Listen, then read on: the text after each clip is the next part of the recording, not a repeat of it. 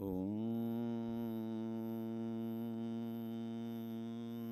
नमः सिद्धेभ्यः।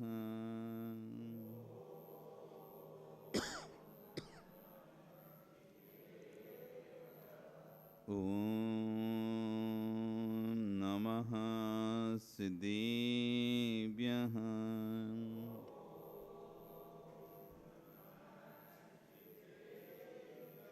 ॐ नमः सिद्धेभ्यः।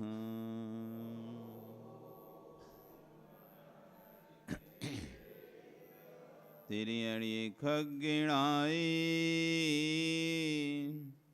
रुतारी मोय सिर सिरे निबिहो आयरी राव पसियो परवादीण्यो भव्य जी लोए। नमो हरियंताणं नमो सिद्धाणं नमो आयरीयाणं नमो वज्रायाणं नमो लोए सब्मिशा। बोले अनंत अनंत परमेष्टि भगवानी की, आदिरम आदिनाथ भगवानी की, वर्तमान शासनी महावीर भगवानी की, आचार्य कुंद कुंदे स्वामी महाराज की, आचार्य विश्व सागर जी महाराज की, अहिंसा में विश्व धर्म की।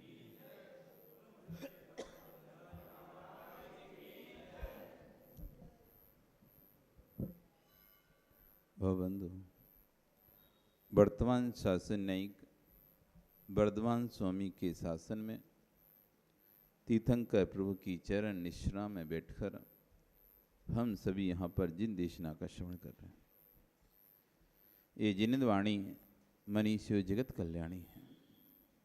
आचार्य हुवन कुंद कुंदेव स्वामी महाराज ग्रंथराज रेणसाड़ जी में बहिरात्मा का लक्षण बता रहे हैं कि बहिरात्मा मतलब जो अपनी आत्मा से बाहर है। तो आत्मा से कैसे बाहर होगा? आत्मा से यदि बाहर हो जाए तो चेतन कैसे रहेगा? पर यहाँ पर कहा बहिरात्मा, फिर भी आत्मा से बहिर अथवा अर्थात जो उसके आत्म गुण हैं उन गुण को नहीं पहचान पाने वाला, बाहर के पदार्थों में ही जो लगा हुआ है और आत्मगुणों की जिसकी वो दृष्टि नहीं है, उसे कहा है बहिरात्मा। बहिर ही जिसकी आत्मा यानी बहिरी जिसकी दृष्टि लगी है बाहरी पदार्थों को, जो कि आत्मा से भिन्न पदार्थ हैं, ऐसे पदार्थों को अपना जो मान रहा है, जो पदार्थ उसके नहीं है उन पदार्थों को वो अपना मान रहा है, इसलिए वह बहिरात्मा है।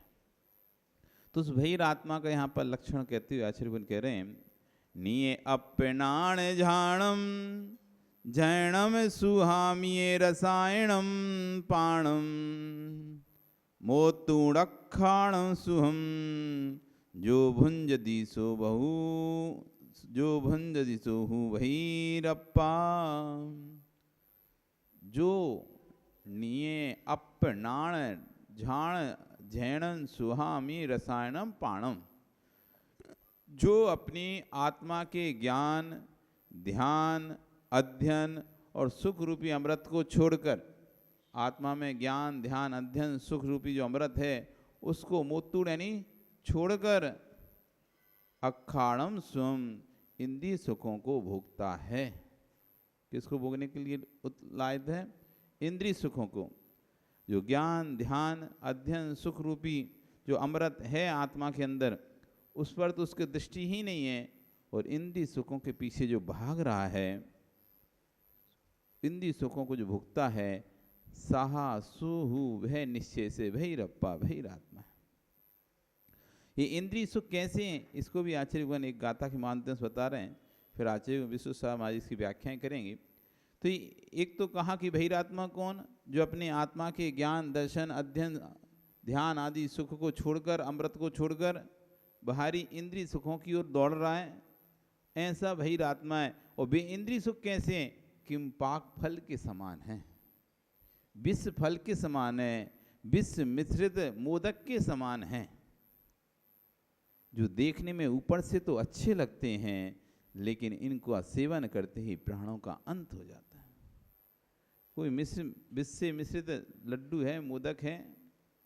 अब मोदक तो देखने में स्वतः ही स्वाद से अच्छा सुंदर लगता है, उसको देखकर खाने का मन होता है, लेकिन खा लिएगा तो आदमी मर जाएगा, क्योंकि विष मिला हुआ उसमें। ऐसी इंद्रिय जो सुख हैं वो ऊपर से देखने में तो बहुत अच्छे लगते हैं, लेकिन भोगने के बाद फिर पश्चाताप होता है। भोगने के बाद पश्चाताप होता है। भोगने के बाद व्यक्ति को थकान आती है, उदासी आती है भोगों से। आपको कितना भी भोग भोगने की इच्छा हो, जैसी वो इच्छा पूर्ण होगी एक थकान आ जाएगी, एक उदासी आ जाएगी, एक नीरसपना आ जाएगा। भोजन करते हैं, भोजन करने की खूब इच्छा है, खाना खाने की खूब खाली पेट है, तो खूब भूख लग रही तेजी की, और जैसे ही पेट भरा अब भोजन से उदासीनता हो गई। आप जब तक पेट खाली था तब तक तो ऐसा लगता मिल जाए खाने, मिल जाए खाने, और आप तो ऐसे टूटे जैसे कि बरसों से खाया ना हो, क्योंकि बहुत तेज भूख लग रही थी। और जैसे ही पेट भरा अब तो कोई कह रहा है और खा लो, नहीं हो गया, अब नहीं, अब उदासीनता गई, अब जरूरत नहीं इसकी। तो भोग भोगने के बाद आदमी को उदासीनता आती है। तो भोग भोगते समय आदमी को अच्छा लगता है, लेकिन भोग भोगने के बाद जैसे आप कहीं पंगत आदि बफर में जाते हो, खा तो लेते हो पहले अच्छा खूब खूब डटा के, लेकिन बाद में फिर वो दस्त लग जाते हैं, पेट दर्द करता है, एसिडिटी हो जाती है, पेट खराब हो जाता है, फिर समझ में आता है। उस समय खाने ते समय तो कुछ भी समझ में नहीं आ रहा था, उस समय तो ऐसा लगता और खा लो, एक और खा ले रहे, एक और खा ले रहे, ये भी खा लो वो भी खा लो, तो अच्छे से खा लिया। उसके बाद की स्थिति देखो, अब खट्टी डकारे आ रही हैं, अब गोली खाते फिर रहा है वो, कहीं गैस की गोली खा रहा है, कहीं हाजमे की गोली खा रहा है, डॉक्टर को दिखा रहा है, डॉक्टर साहब पेट खराब हो गया, डॉक्टर साहब पेट। अरे खाते समय जब तो मजा आ रहा था, उस समय तो अच्छा लग रहा था, ये पिज्जा है, ये बर्गर है, चाउमीन है, और ये अमुक है, ये अमुक है, डटाए चले जा रहे थे। लेकिन अब वो समझ में आ रहा है कि अब तो पेट खराब हो गया है। तो यही स्थिति भोगों की हमारे साथ है। पहले भोग भोगते समय खूब इच्छाएं होती भोगों की, और जैसे ही भोग पूर्ण हो जाते हैं, संजय जब शादी नहीं हुई थी ना, तो शादी करने की इच्छा होती रहती थी। जब तुम्हारी शादी नहीं हुई तो ऐसे ही लगा रहता था कि पिताजी कब शादी कराएंगे, पिताजी कब कराएंगे। अब शादी हो गई, जितना भोग भोगना था मन भर गया। जो इच्छाएं तुम्हारे पहले थीं भोगों की, क्या अभी भी वही इच्छाएं रहें? जैसी हरी भरी इच्छाएं उस समय थीं भोग भोगने की, अब सब खत्म हो गई। अब मन ही नहीं होता अपने काम से। पहले तो तुम काम भी छोड़ देते थे, सब कुछ छोड़ देते थे, एक ही व्यक्ति दिखता था। अब तुम 2-2 दिन, 4-4, 10-10 दिन, 15 दिन बाहर भी रह लेते हो तो तुम्हें याद नहीं आती है भोग भोगने की। मन भर गया, थकान आ गई है वो आपके शरीर में, ढल गया आपका शरीर, इच्छा ही नहीं होती आपकी अब। क्यों? ये इस तरह की हैं इंद्रिय भोग। तो आज इसी की गाथा कह रहे हैं, किम पाए फलम पक्कम विस्मिसद मोदगिदम वारुणम सोहम जिब्बम सुअं दिट्ठी पीजे ते जाणक सोखम पी। जैसे पक्क किम्पाय फलम, पका हुआ किम्पाक फल, एक विष का फल होता है किम्पाक फल, जिसे खाने से व्यक्ति मर जाता है, लेकिन जब वो पका हुआ होता है तो बहुत सुंदर लगता है, देखने में बहुत सुंदर, लालायित लूसों को ऐसा लगता है खा लें से, इतना अच्छा देखने में दिखाई देता है वो फल। तो पका हुआ किम्पाक फलम विष मिश्रितम मोदिगम, और विष से मिश्रित मोदक, मोदक है नहीं लड्डू, बूंदी का लड्डू देखा कि नहीं देखा। इंद्रायण फल वारुणम सोहम, इंद्रायण फल, और एक इंद्रायण नाम का फल होता है, फलम वारुणम सोहम देखने में प्रिय लगते हैं। ये देखने में कैसे लगते हैं? सुंदर लगते हैं। जिब्बे सुवम, जीव को सुख देते हैं, और खाने पर जीव को सुख भी देते हैं। परंतु दिट्ठे पियम, देखने में प्रिय लगते हैं वैसे, लेकिन बाद में ये मरण का कारण हो जाते हैं। वैसे ही इंद्रिय सुखों को भी जानो। ये देखने में प्रिय लगते हैं, मीठे लगते हैं, लेकिन बाद में दुर्गति का कारण बन जाते हैं। ये बहिरात्मा अंतरात्मा के लिए कह रहे हैं। जो बहिरात्मा है वो इंद्रिय सुखों को देखकर उनमें लालायित होता है, उन्हीं को प्राप्त करने के लिए दौड़ता है, लेकिन वो समझ नहीं पाता जो आज सुखभूत हो रहे हैं वही दुखभूत दिखाई देते हैं। आचार्य भगवान विश्वेश्वर जी महाराज अपनी देशना को इसी पर देते रह रहे हैं। ये अज्ञ प्राणी निर्ध्रुव आत्मा की सम्यक सत्ता को ना समझता हुआ जो दुखभूत है ऐसे पदार्थों में से सुखानुभूति का अनुभव करता है। जो पदार्थ दुखभूत हैं उनमें सुख की अनुभूति ढूंढता रहता है। नाना और नाना इनों में भ्रमण करता हुआ क्लेश को प्राप्त करता है। हे ज्ञानी, क्लेश तभी समझ में आता है जब तत्व का वो समझ में आ जाए। वस्तु की वास्तविकता, जैसे कहते हैं ना, कोई व्यक्ति खूब छल कपट मायाचारी करता हो अथवा खूब राजनीति करता हो, दूसरों से अच्छा कह रहा है, दूसरा व्यक्ति उसे कह रहा है वो कितना अच्छा है, देखो कितना धर्मात्मा है, कितना शांत स्वभाव रहता है। लेकिन एक व्यक्ति कह रहा है भैया तुम उनके साथ रहो तो समझ में आ जाएगा कितना व्यक्ति कैसा है। तो जब उसके बारे में ज्ञान हो जाएगा तुम कहना भूल जाओगे कि वो अच्छा है। अभी ज्ञान नहीं ना तुम्हें उसके बारे में, उसे जानते नहीं हो, इसलिए आप क्या कह रहे हो वो बहुत अच्छा है, वो बहुत अच्छा है, बहुत अच्छा है। लेकिन जिस दिन उसको जान जाओगे, समझ जाओगे, उस दिन ये नहीं कहोगे वो बहुत अच्छा है। ऐसे आचार्यों ने इंद्रिय सुखों के बारे में हम अच्छा कहते हैं, अच्छा कहते हैं, क्योंकि अभी तत्व का भी बोध है नहीं है। जिस दिन तत्व का बोध हो जाएगा वास्तविक, तो समझ में आएगा ये इंद्रिय सुख अच्छे नहीं हैं। ये तो उस दलदल की तरह हैं, जितना निकलना चाहोगे फिर इनसे वापस तो उतना और अंदर घुसते चाहोगे। इंद्रिय सुखों की तो ऐसी है, आपको सुख मिलता जाए तो एक तरह से दलदल में ऐसे फंस जाओगे। फिर आपको यदि कोई संयम का मार्ग मिलेगा तो निकलने में बहुत दिक्कत होगी। क्यों? क्योंकि आप तो सुख से बाहर निकलना चाहोगे, वो सुख और अंदर आपको खींचेगा। निकलना चाहोगे, वो परिवार, रिश्तेदार, नातेदार और सब राख के कीचड़ में आपको खींच के नीचे ले जाएंगे, और एक समय ऐसा आएगा वो राख के कीचड़ में आप डूबकर मर जाओगे। ज्ञानी को क्लेश तभी समझ में आता है जब तत्व का बोध समझ में आ जाए। दुख भोगते भोगते इतने लीन हो गया है कि दुख और सुख का अंतर ही भूल गया है। किसी चीज में इतने मस्त हो जाते हैं और मस्त हो जाते हैं फिर ओरिजिनल चीज ही भूल जाते हैं। तो हम दुख में ही इतने मस्त हो गए, हमें दुख में ही इतना आनंद आने लगा, इतना आनंद आने लगा। एक छोटा सा दृष्टांत आचार्यगण देते हैं कि आदमी कैसे दुख में लीन हो जाता है। मतलब जो व्यक्ति जहाँ निवास करने लगता है या जो व्यक्ति जिस वस्तु के साथ रहने लगता है उसे उसी में आनंद आता है। तो दो सहेलियां थी, दो सहेलियां, एक राजमहलों में रहती थी और एक मछुआरे के उधर। बचपन में दो सहेलियां थीं, एक की शादी ऐसे स्थान पर हुई जहाँ उसे राजमहल में, मतलब दोनों दासियां थीं, तो सहेलियां थीं, एक को काम मिल गया कहाँ पर? राजमहल में काम करने का, राजमहल में काम करने लगी, और एक वहाँ पर मछुआरों की बस्ती में मछलियों को भरती थी टोकनी में। दोनों अपने अपने स्थान पर काम करती थी, कभी कभी आपस में मिलती भी थी, बात करती थी।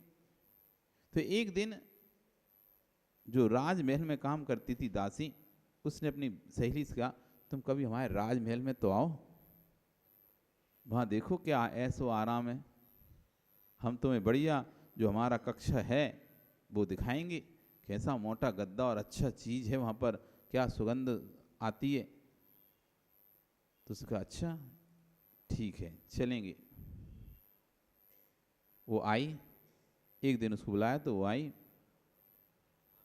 पूरे दिन उसके साथ रही वहाँ पर राजमहल में, रात्रि भी साथ में व्यतीत हुई। सुबह उठकर पूछा कैसा लगा उसने यहाँ पर तुम्हें? पूरी रात नींद नहीं आई मुझे। नींद नहीं, क्यों नहीं आई नींद? क्यों नींद नहीं आई? अरे वो नहीं था यहाँ पे। क्या नहीं था? मेरी टोकनी नहीं थी। मुझे वो मछुआरे की जब तक वो टोकनी की जो मछलियों की जो दुर्गंध है, उसे जो सुगंध है, वो क्या बोलती है, जो मछलियों की जो सुगंध है वो यहाँ पर नहीं आ रही थी। मुझे नींद नहीं आई। वो टोकनी मंगवाओ मेरी, तब मुझे यहाँ पर नींद आई। व्यक्ति जहाँ पर रहने लगता है उस दुख को सुख मानने लगता है। अब उस दुर्गंध के बिना उसे नींद नहीं आती। वो दुर्गंध चाहिए उसे, वही उसके लिए सुखानुभूति है। वो दुर्गंध होगी तब उसको वहां पर नींद आएगी, नहीं तो उसको नींद नहीं आ रही। तो उस दुख की यानी जो दुर्गंध थी उसको ही उसने सुगंध समझ लिया, और उसके बिना उसको अब कहीं भी और जगह नींद नहीं आ रही है। ऐसी हमारी स्थिति है। हम घर में इतने लीन हो गए, घर में इतने लीन हो गए, परिवार में इतने लीन हो गए, अब हमसे परिवार के बिना रहा नहीं जाता। कुटते रहेंगे, पिटते रहेंगे, ठुकते रहेंगे, लेकिन रहेंगे वहीं पे। इतनी आदत हो गई इस घर की, इतनी आदत हो गई इस घर की, एक दिन भी घर नहीं छूट पा रहा। एक दिन भी घर नहीं छूट पा रहा। यदि किसी से कहा जाए ठीक एक काम करो, रात में महाराज जी के पास सोने के लिए 2 लोगों को लगाना शुरू करो, रात में घर कैसे छोड़ेंगे? अभी देखना उथल पुथल होने लगेगी अंदर, कहीं हमारा नंबर ना आ जाए, कहीं हमको ना बोल दें, कहीं हमको ना बोल दें रात में सोने के लिए वहां पर। घर कैसे छोड़कर सोएंगे? वो घर नहीं छूटता।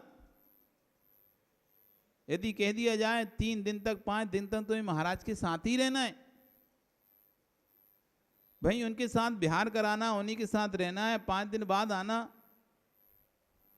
अंदर उथल पुथल होने लगेगी। हमें नींद नहीं आएगी। हम कैसे घर छोड़ें? हमें घर छोड़कर नींद नहीं आएगी। मतलब जो सुख के स्थान हैं, जहाँ पर चिंताओं से रहित जीवन जीने की बारी है, जहाँ पर चिंताओं से रहित जीवन है, साधु के पास रहोगे कौन सी चिंता रहेगी बताओ तो? ना भोजन की चिंता है, ना कमाने की चिंता है, निश्चिंत हो पदम जी। ना दुकान पे जाने की चिंता, ना नाश्ता की चिंता, ना भोजन की चिंता, सब समय पे तुमको मिल जाएगा, हाथों हाथ मिल जाएगा। ना कोई काम करने की चिंता, हर तरफ से तो निश्चिंत रहोगे शांतिलाल जी। बताओ कौन सी चिंता रहेगी वहां पर तुमको? फिर पैदल ना भी चल पाओगे तो गाड़ियां रहेंगी, कौन सी चिंता है? तब भी नहीं, हाँ 5 दिन 4 दिन, अरे कैसे छोड़ सकते हैं घर? क्योंकि हम वो दुख रूप घर में इतने लीन हो चुके, इतने लीन हो चुके हैं, वो घर हमसे छूटता ही नहीं है। उसी को हमने सुख का स्थान समझ लिया है। ऐसा लगता है कि इसे छोड़ेंगे तो दुख हुई हो जाएंगे हम। मतलब संयम का स्थान है उसको हम दुखभूत मानते हैं, जो नियम संयम का स्थान है उसको दुखभूत मानते हैं, और जो दुर्गति के स्थान है उसको हम सुखभूत मानते हैं। घर में रहकर भोगने से सुगति होगी कि दुर्गति होगी? साधु के साथ संयम के साथ जीवन जीने से सुगति होगी कि दुर्गति होगी? क्या होगा सुरेश जी? पता है ना? तब भी कहां छूट पा रहा है? पता है ना? तब भी कहां छूट पा रहा है? यही आचार्य भगवान कह रहे हैं कि इतने लीन हो चुके हैं दुख में, इतने अंदर गहरे तक जा चुके हैं दुख में, अब दुख को ही हम सुख मान चुके हैं, और सुख को तो हम जानना ही नहीं चाहते।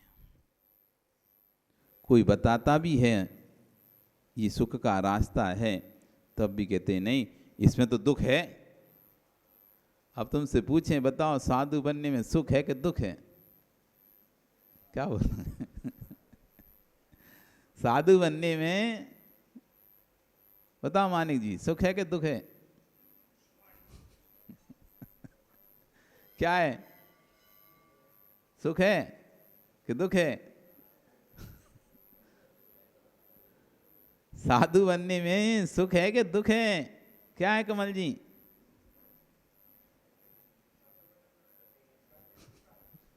कौन सा दुख है? दुख कौन सा है? फिर तुम्हें सुख चाहिए कि दुख चाहिए? क्या चाहिए तुम्हें? चाहिए क्या, सुख क्या दुख? अरे हम ये पूछ रहे हैं साधु बनने में सुख है कि दुख है? सुख है। तुम्हें क्या चाहिए, सुख का दुख?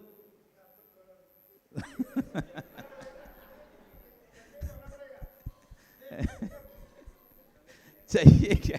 हमें तो दोनों चाहिए महाराज जी, हम नहीं छोड़ सकते। दो ही नाव में पैर रखेंगे हम तो। दोनों हाथों में लड्डू चाहिए हमें, एक लड्डू से काम नहीं चलेगा। कौन सा क्या चाहिए तुम्हें? सुख चाहिए? अच्छा सही बताओ क्या चाहिए, सुख के दुख? क्या करना पड़ेगा? क्या करना पड़ेगा? अच्छा, दुख नहीं चाहिए, पर दुख के इतने आदी हो चुके हो कि जो दुख है उसे तो तुम मानते महाराज। देखो घर में रहो, मस्त गद्दे पे सो, अच्छे एसी कूलर पंखों में रहो, 2 नहीं 4 बार खाओ, दिन में 10 बार पानी पियो, घूमो फिरो, ऐस मजे मौज करो। और आप देखो कहाँ पड़े रहते हो एक कमरे में, कहीं घूमने भी नहीं जा सकते हैं। एक ही बार मिलेगा, उसमें भी अंतराय आ गया तो वो भी नहीं मिलेगा, ना पानी पीने मिलेगा ना कुछ नहीं मिलेगा, पैदल चलना पड़ेगा, ठंडी में ऐसे ही रहना पड़ेगा। तो कहाँ आपके पास सुख है? सुख तो हमारे पास है। तो तुम जो दुख थे उनको तुमने तो समझ लिया सुख, और जो सुख था निर्विकल्पता, जो सुख था निर्विकल्पता, कमाओ एक हाथ से भी नहीं, खाओ दोनों हाथ से। कमाओ एक हाथ से भी नहीं और खाओ दोनों हाथ से। कमाओ, तुम्हारी सुमेर जी कमाना बंद कर दो तो सम्मान घट जाएगा। जब तक हाथ पैर चलते हैं और कमा के देते रहते हैं तो घर में सम्मान बना रहता है। कमा के भी नहीं भी देते तो घर के थोड़े बहुत काम करते रहते हैं तो सम्मान बना रहता है। यदि बिल्कुल ही एकदम बैठ गए तो फिर सम्मान खत्म हो जाता है। गाय घोड़ा घर में भी जो जानवर रहते हैं, थोड़ा बहुत कुछ देते रहें करते रहें तो लोग उनको खिलाते पिलाते रहते हैं, और बिल्कुल ही ऐसे ही बैठ जाएं तो फिर उनका खाने में भी कटौती कर दी जाती है।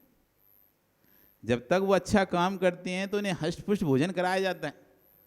गाय हुई दूध देगी, जब तक भैंस हुई दूध दे रही तो उसको अच्छा बढ़िया क्या खली डाल डाल के, चूरी डाल डाल के घास खिलाई जाती है, भूसा खिलाया जाता है।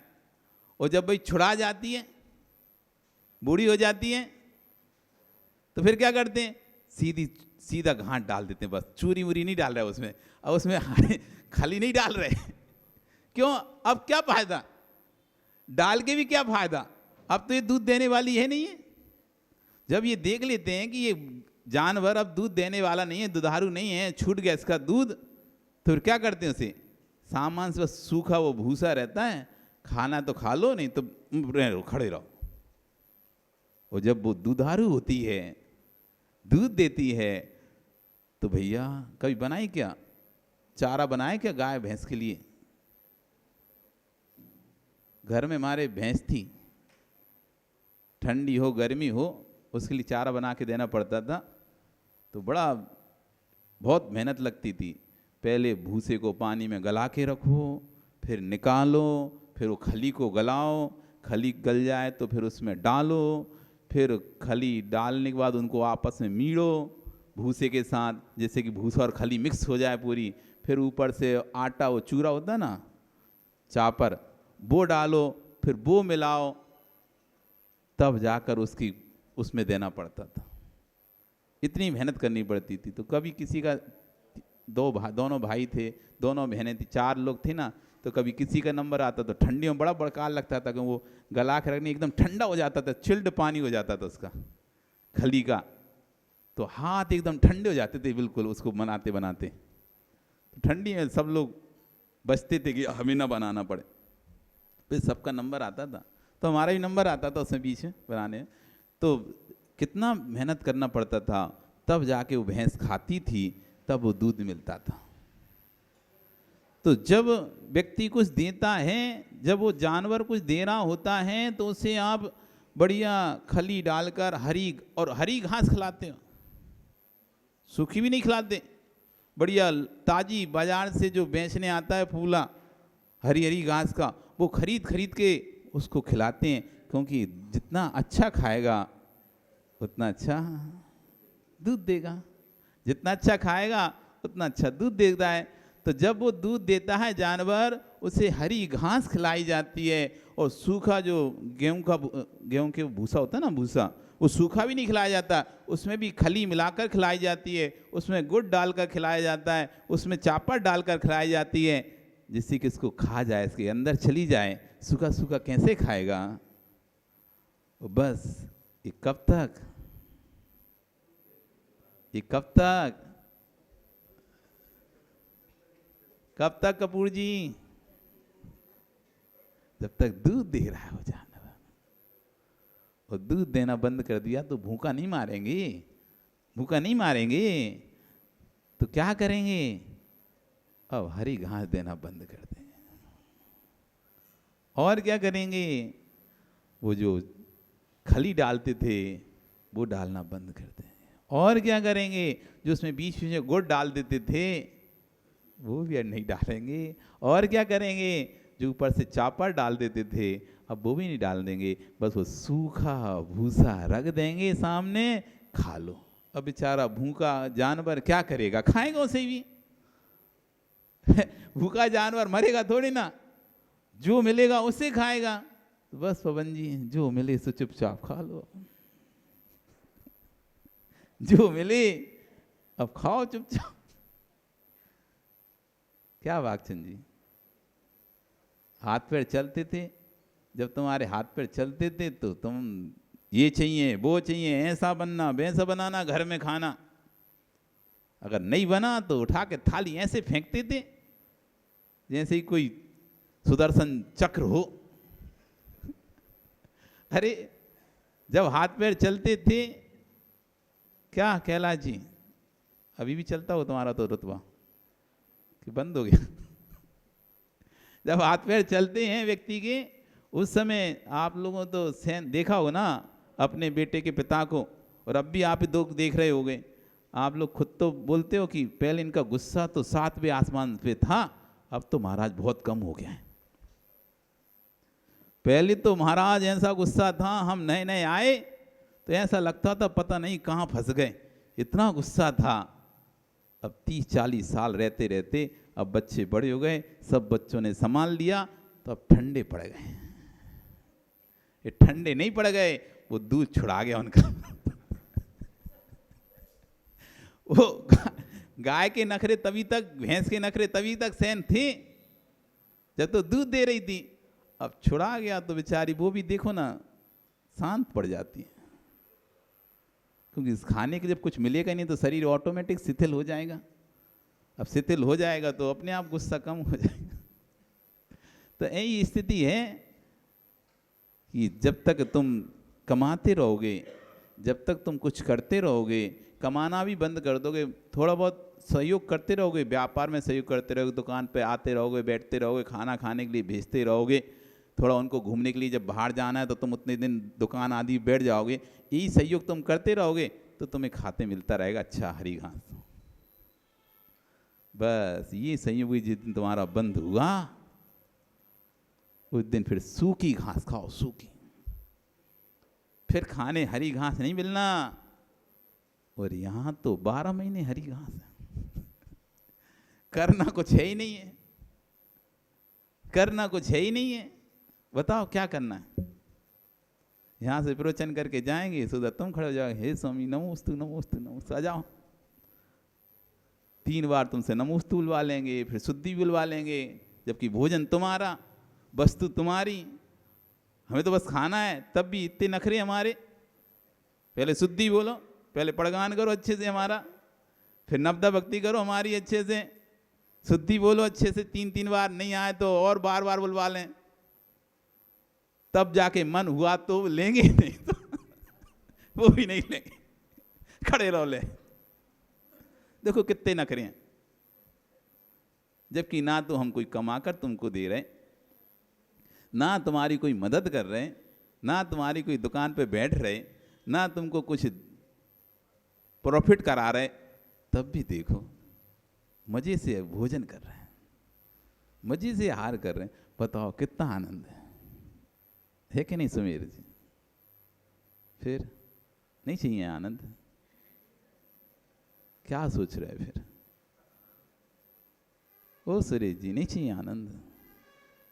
कि वही चिंताएं में लगे रहना है, बेटे की चिंता, व्यापार महाराज, बेटी की चिंता, बेटी की माँ की चिंता, इसी में लगे रहो। सोच रहे थे बेटे बड़े हो जाएंगे, हम चिंताओं से मुक्त हो जाएंगे। बेटे बड़े भी हो गए, तब भी चिंताओं से मुक्त नहीं हो पाए। सुख चाहिए, दुख चाहिए, क्या चाहिए? ओ सुमेर जी, क्या चाहिए? हैं? सुख दुख? दुखों में ही इतने लीन हो गए, भोगों में इतने लीन हो गए कि निर्मल जी अब तुम्हें लगता ही नहीं है कि थोड़ा छोड़ दें। जाते हो दुकान पे बैठते हो? कितने घंटे की ड्यूटी है? कितने घंटे की ड्यूटी अभी भी? Full duty? हाफ?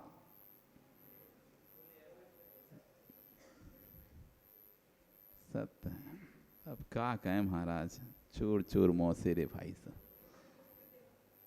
हाँ, छूटते नहीं है। दुख के स्थानों में इतना लीन हो गया है कि दुख सुख में अंतर ही भूल गया है कि सुख क्या है और दुख क्या है। जो दुख था हम उसी को सुख मान लें। यदि हम घर में ना रहें तो हम दुखी हो जाते हैं, और दुकान पे ना जाएं तो दुखी हो जाते हैं, कोई काम ना करें तो दुखी हो जाते हैं। अरे बिना कुछ करने नहीं है तब दुखी हो रहे हैं, करने में सुखी मान रहे हैं। इतना अच्छा आपको अपॉर्चुनिटी मिली है, मौका मिला है। पर्याय के सारे मतलब लोगों को तो मिलता नहीं है ऐसा मौका कि उनकी सारी जिम्मेदारियां पूर्ण हो जाएं और निर्विकल्प हो जाएं। नहीं तो पूरी जिंदगी संघर्ष में निकल जाती है, व्यवस्था बनाने में निकल जाती है, एक एक पैसे की तरसने में निकल जाती है।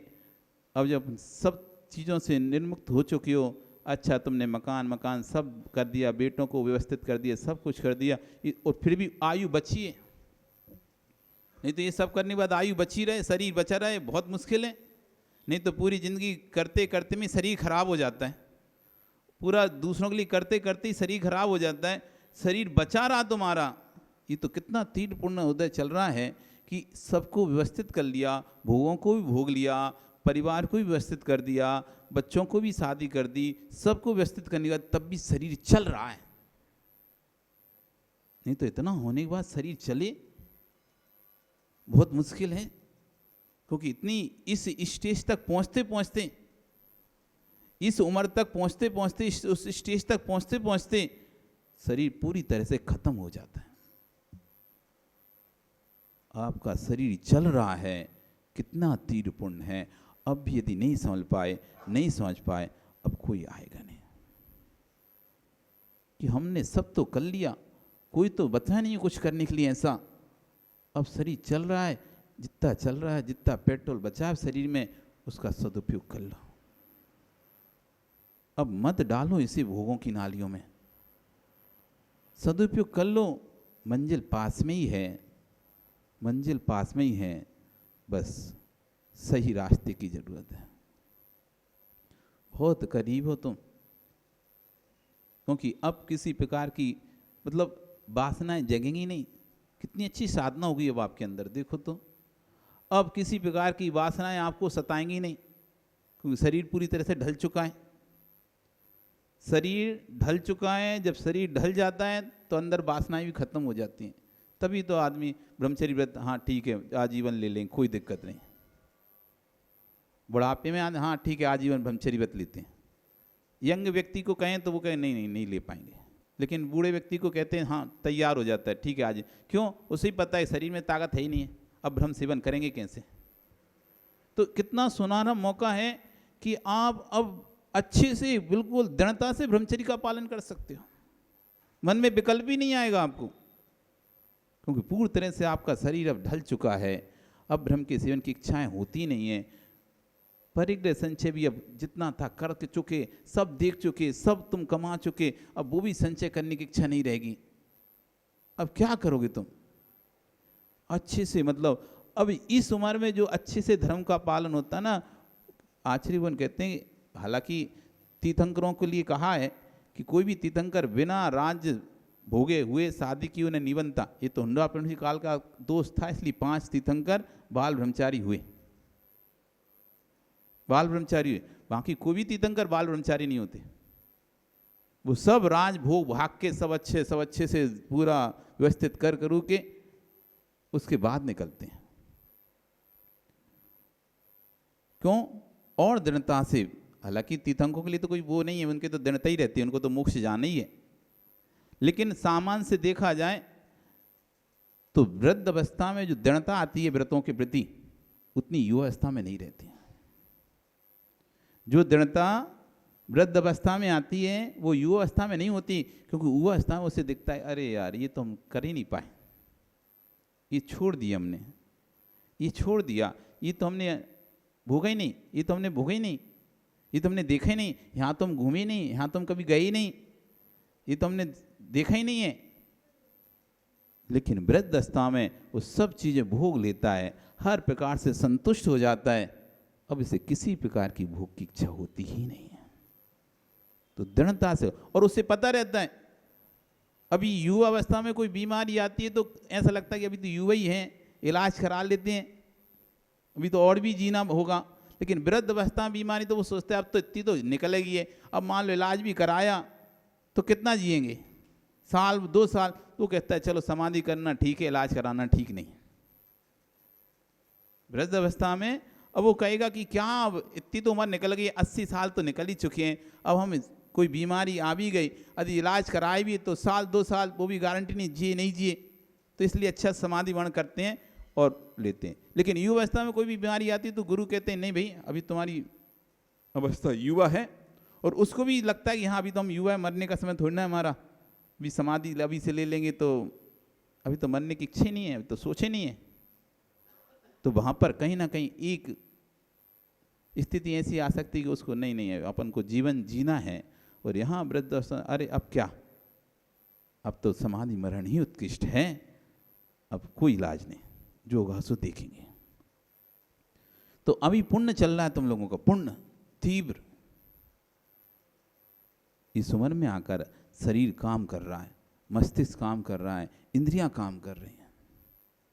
जो शरीर काम करना बंद कर देता, मस्तिष्क काम करना बंद कर देता है, इंद्रियां काम करना बंद कर देती उस उम्र तक आते आते। इतना है, और सबसे महत्वपूर्ण चीज है कि श्रद्धा आपकी अभी भी जागृत है, देवशास्त्र गुरु के प्रति आस्था श्रद्धा आपकी बनी हुई है इस उम्र में। जो आपको जिनवाणी सुनने की लगन है, आहार देने की लगन है, पूजा भक्ति करने की लगन है, नहीं तो घर में पड़े रहेंगे, खकाड़ते रहेंगे, खांसते रहेंगे, नहीं आ पाएंगे मंदिर, कोई काम ही नहीं तो वहीं पड़े रहेंगे। स्वान जैसी स्थिति, जैसे स्वान को घर के दरवाजे बांधे रहो ना, आए जाए को भौंकते रहता है, ऐसे ही बैठाल दिया जाता है उन लोगों को बाहर हॉल में, बेड डाल के, पलंग डाल के, आए गए को देखते रहो और बस पुल से रहो, कहाँ जा रहे, कहाँ आ रहे, कहाँ जा रहे, कहाँ, आने जाने वाले को रोकते टोकते रहो बस, स्वान जैसे। वो स्वान का क्या काम है, भौंकते रहना, गेट पे बांध दो, कोई भी आया गया भौंको। ऐसे जिनको धर्म में रुचि नहीं है तो स्वान की स्थिति है उनकी, फिर तो अब धर्म में रुचि है नहीं तो मंदिर तो कहीं जाना नहीं है, तो क्या करते हैं भाई, अब कमरा भी नहीं रहता उनके लिए, तो उनको हॉल में उनको लिए डाल दिया जाता है डबल सिंगल बेड का एक दीवान, वो दीवान में पड़े हैं, कहाँ जा रहे, कब आ रहे, कहाँ गए थे, बस यही उनसे करवाते रहो बैठे बैठे लेटे लेटे, निगरानी करो तुम बस, कौन आ रहा है कौन जा रहा है गेट की। तीर पुण्य है कि तुम्हें निगरानी करने नहीं बैठना पड़ रहा, जिनवाणी सुनने करना। अभी भी नहीं संभले, अभी भी नहीं समझे।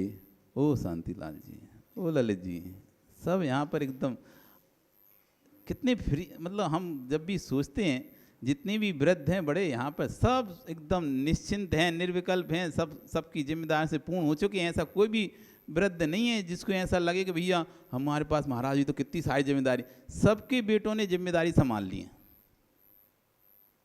जितने यहाँ बैठे हैं 70 के ऊपर 65 के ऊपर, सबके बेटों ने जिम्मेदारी संभाल ली है। कोई भी ऐसा नहीं है जो जिम्मेदारियों से भरा हुआ हो। सब 65 से ऊपर वाले सब जिम्मेदारियों से निश्चिंत हैं, चाहे विजय हों चाहे माणिक जी हों, कहाँ गए देखेंगे। पर फिर भी जबरदस्ती घुसे जा रहे तो घुसो, कोई काम भी नहीं है, जबरदस्ती घुस रहे तो घुसो, बाकी सब निश्चिंत हैं। चाहे तो खूब आराम से तीर्थ यात्रा करें, तीर्थ वंदना करें, खूब साधुओं को चौका लगाएं, आहार दान दें, खूब भगवान की भक्ति पूजा आदि खूब करें, सब निश्चिंत हैं। कमल जी बताओ कोई ऐसे इनमें से क्योंकि अभी भी जिम्मेदारियों फंसा हो 65 साल के बाद 70 साल के बाद भी है क्या कोई? सबके बेटों ने सबकी जिम्मेदारियां संभाल ली हैं, सबके बेटों ने सबकी जिम्मेदारियां संभाल ली हैं, लेकिन तुम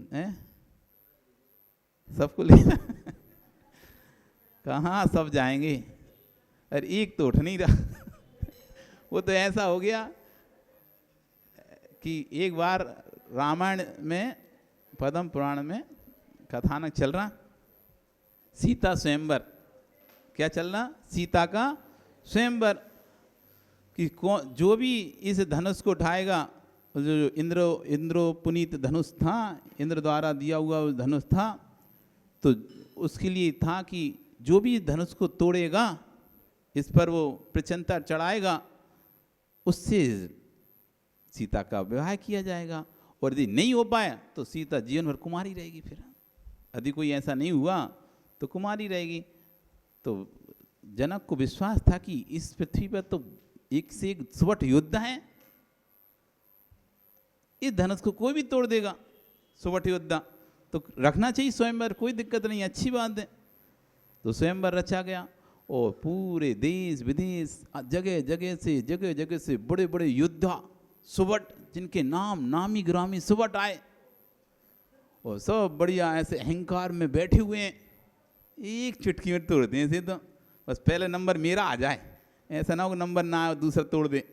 तो सब यही सोच रहे हैं कि नंबर आए और हम तोड़ते हैं। अब स्वयंवर की घोषणा हुई और स्वयंवर प्रारंभ हुआ, एक एक करके सब उठ रहे हैं, लेकिन कोई उसको देख ही नहीं पा रहा, इतनी चमक है, कोई उसको छू ही नहीं पा रहा, इतना तेज है उसके अंदर, कोई उसको उठा ही नहीं पा रहा। जिसने देख लिया वो छू नहीं पा रहा, जो छू लिया वो उठा नहीं पा रहा, हिला नहीं पा रहा। सब एक एक करके इतने सुवट योद्धा थे, सारे के सारे परास्त, कोई भी व्यक्ति ने उसको धनुष का 1 इंच भी नहीं हिला पाया। अब तो जनक को बड़ी चिंता हो गई, जनक को बड़ी चिंता हो गई, ये मैंने क्या किया? अब तो मेरी बेटी जीवन भर कुमारी रहेगी। इतने बड़े बड़े योद्धा, इतने देश विदेश के नामी योद्धा, हजारों युद्धों को जीतने वाले, अपना पराक्रम दिखाने वाले, कोई भी इस धनुष को नहीं उठा पा रहा है।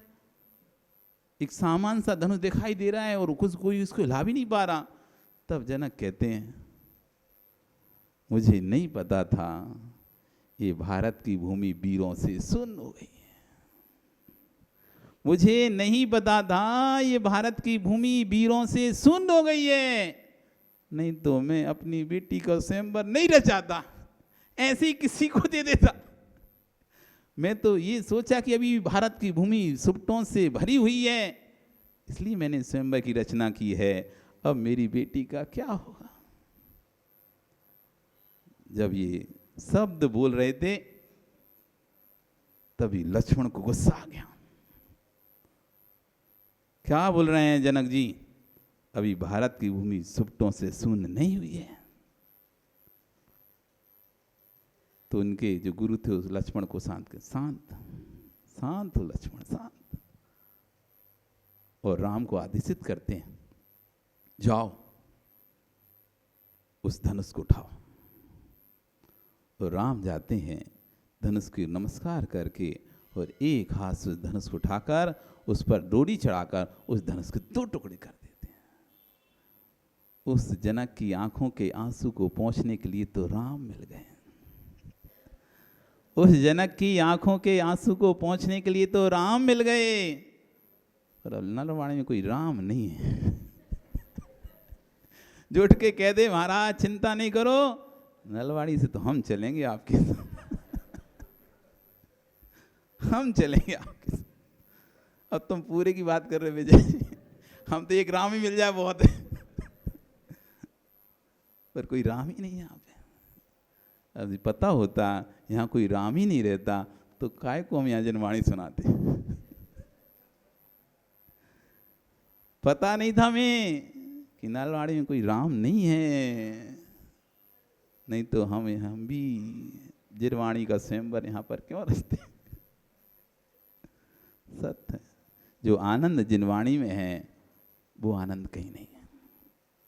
जो आनंद जिनवाणी में है वो आनंद कहीं नहीं है, पर हम दुख में इतने लीन हो गए हैं, उस जिनवाणी के आनंद को भूल चुके हैं।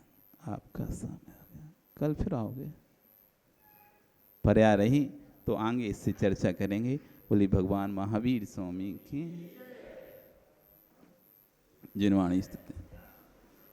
जावाणी के ज्ञान से सूझे लोकालोक, सोवाणी मस्तके नमो सदा देते हूँ धो। हे जिनवाणी भारती तो हे जपो दिन रैन, जो तेरा शरणागहे सो पावे सुख चैन। देव भजू अरिहंत को गुरु सेव्यो निर्ग्रंथ, दया धर्म पालूं सदा यही मोक्ष का पंथ, यही मोक्ष का पंथ।